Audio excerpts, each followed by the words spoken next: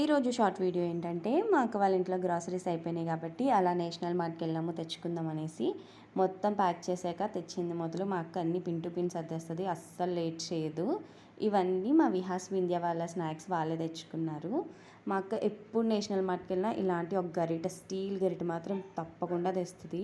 మన ఆడవాళ్ళకి ఏముంది, ఎంత ఖర్చు పెట్టి సామాన్లు కొనుక్కున్నా ఒక ₹5 పెట్టి కవర్ కొనాలి అంటే చాలా ఫీల్ అయిపోతాము. సో దానికోసం ఇంట్లో ఉన్న రైస్ బ్యాగ్స్ని ఎలా మంచిగా క్యారీ చేయడానికి యూస్ చేసుకోవచ్చో ఇక్కడ చూపిస్తుంది. ఇది చాలా స్ట్రాంగ్గా కూడా ఉంటుంది.